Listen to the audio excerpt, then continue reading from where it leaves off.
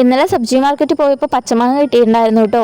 അപ്പം ഞാൻ മോന് അന്ന് കൊടുത്തു നോക്കിയതാണേ. അവൻ്റെ മുഖത്ത് എക്സ്പ്രഷൻ കാണണമായിരുന്നു. ഞാൻ ആദ്യമായിട്ടാട്ടോ ഇങ്ങനെ പച്ചമാങ്ങ കഴിക്കുന്നത്. അപ്പോൾ നല്ല എക്സ്പ്രഷനൊക്കെ തരുന്നുണ്ടായിരുന്നു കേട്ടോ. അവൻ ആദ്യമായിട്ട് കഴിച്ചുകൊണ്ട് തന്നെ അവന് എന്താ പറയുക, ആ പുളിയൊക്കെ അവന് ഇന്നുവരെ ഇത്രയും പുളിയുള്ള സാധനമൊന്നും അവൻ കഴിച്ചിട്ടില്ല കേട്ടോ. ഇപ്പോൾ മധ്യപ്രദേശിലെ ഏത് പച്ചക്കറി മാർക്കറ്റിൽ നോക്കിയാലും ഇല്ലേ, പച്ചമാങ്ങ അതുപോലെ പഴുത്ത മാങ്ങ ഇങ്ങനെ കുമിഞ്ഞു കൂടി കിടക്കുന്നതാണ് കാണാൻ പറ്റുക. അപ്പോൾ അതാ ഞാൻ 2 മാങ്ങ എടുത്തിട്ട് ചെറുതായി കുനുകുനാന്ന് അരിഞ്ഞിട്ട് അതിനകത്ത് ഉപ്പും മുളക് പൊടിയും അതുപോലെ കുറച്ച് വെളിച്ചെണ്ണയും കൂടെ ഒഴിച്ചിട്ട്, കുറച്ചല്ല മീൻസ് വെളിച്ചെണ്ണയാട്ടോ ഇതിൻ്റെ മെയിനായിട്ടുള്ള സാധനം.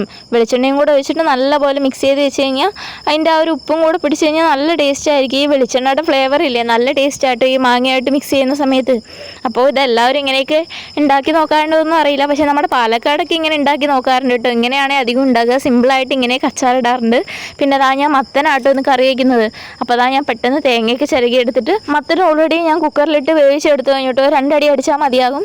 അത്രയൊന്നും ആവശ്യമില്ല, പക്ഷേ എന്നാലും ഞാൻ 2 അടിയൊക്കെ ഇട്ട് അടിച്ചിട്ടുണ്ട് കേട്ടോ. പിന്നെ ഇതാ കുറച്ച് ജീരകവും കൂടി ഇട്ടിട്ട് ഈ തേങ്ങയൊന്ന് അരച്ചെടുത്ത് കഴിഞ്ഞ് കഴിഞ്ഞാൽ നമുക്ക് ഈ കറി എന്തായാലും എന്ന് വെച്ചാൽ കറി എന്തായാലും വെന്ത് കഴിഞ്ഞു. അപ്പം ഇനി അതിനകത്തോട്ട് അരച്ചൊഴിക്കുകയും കൂടെ ചെയ്ത് കഴിഞ്ഞാൽ നമ്മുടെ കറിയും തിളപ്പിക്കുകയും കൂടെ ചെയ്ത് കഴിഞ്ഞാൽ കറി റെഡിയാകും കേട്ടോ.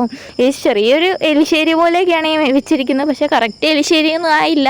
ഞാൻ കടുക് പൊട്ടിക്കുന്ന സമയത്തിലെ തേങ്ങയും കൂടെ അതിനകത്ത് ഇട്ടിട്ട് വറവിട്ടെടുക്കാൻ ഞാൻ മറന്നു പോയിട്ടുണ്ടായിരുന്നു കേട്ടോ. അപ്പോൾ അതുകൊണ്ടാണ് കറക്റ്റായിട്ട് ആ ഒരു എലിശ്ശേരിൻ്റെ ടേസ്റ്റ് വരാനേ. ഞാനും ആലോചിക്കുമായിരുന്നു എന്താണ് ഈ ടേസ്റ്റ് ഇങ്ങനെ ആയി പോയതെന്ന് എനിക്ക് മനസ്സിലായിട്ടുണ്ടായിരുന്നില്ല കേട്ടോ. പിന്നെ ആലോചിച്ച് പറഞ്ഞാൽ അയ്യോ ഞാൻ കടുകൊക്കെ വറുത്തിട്ടു, പക്ഷേ അതിനകത്ത് ഞാൻ തേങ്ങ ഇട്ടില്ല എന്നുള്ളത് പിന്നെ ആട്ടോ എനിക്ക് ഓർമ്മ വന്നത്. പിന്നെ കറിയൊക്കെ വെച്ച് കഴിഞ്ഞപ്പോൾ ഞാൻ ഏട്ടനും കൂടെ സ്കൂട്ടിയൊക്കെ ഓടിക്കാൻ പഠിക്കാൻ പോയിട്ടുണ്ടായിരുന്നു കേട്ടോ. ഒരു 1-2 റൗണ്ട് പോയിട്ട് വന്നു. അപ്പോഴേക്കും ഞങ്ങൾ ക്ഷീണിച്ചിട്ടുണ്ടായിരുന്നു. പിന്നെ ഞങ്ങൾ പെട്ടെന്ന് മോന് ഭക്ഷണം കൊടുക്കാനും വേണ്ടിയിട്ടാണ് ഞാൻ ചോറ് തിളച്ചുകൊണ്ടിരിക്കുന്ന അടുപ്പത്ത് നിന്ന് അങ്ങനെ എടുക്കുക കേട്ടോ ചെയ്തത്. പിന്നെ ഇതാ കുറച്ച് അച്ചാറും അതുപോലെ ഇതൊന്നും അവൻ കഴിക്കുമൊന്നുമില്ല. അച്ചാറിൻ്റെ ടേസ്റ്റ് അവന് ഇഷ്ടമാവുമെന്ന് എനിക്കറിയില്ല. അപ്പോൾ ഇതാ ഞാൻ കുറച്ച് അച്ചാറും അതുപോലെ ഇന്ന് ചീര ഉപ്പേരിയാണ് വെച്ചിട്ടുണ്ടായിരുന്നത്, അതും കുറച്ച് വെച്ചു. ഇതൊന്നും അവൻ കഴിക്കുന്ന സാധനങ്ങളല്ല കേട്ടോ. അതുകൊണ്ട് തന്നെ ഞാൻ കറികളെല്ലാം കുറച്ച് സൈഡിൽ ഇങ്ങനെ ചെറുതായിട്ട് എന്ന് വെച്ചാൽ വെച്ചു എന്നുള്ള പേരിൽ മാത്രം വെച്ചതാണ്. അവൻ ഇതൊന്നും കഴിക്കുകയൊന്നുമില്ല. അവൻ്റെ ഫേവറേറ്റ് പറഞ്ഞു കഴിഞ്ഞാൽ ചിക്കനോ അതുപോലെ അവന് ഇഷ്ടമുള്ള ക്യാരറ്റോ അതുപോലെ കാബേജ് അങ്ങനെയൊക്കെ ബീട്രൂട്ടൊക്കെ ആണെങ്കിൽ മാത്രം അവൻ കഴിക്കാറുള്ളൂ കേട്ടോ. ഉരുളക്കിഴങ്ങ് ഉപ്പേരിയൊക്കെ ആണെങ്കിൽ അവൻ കഴിക്കില്ലേ.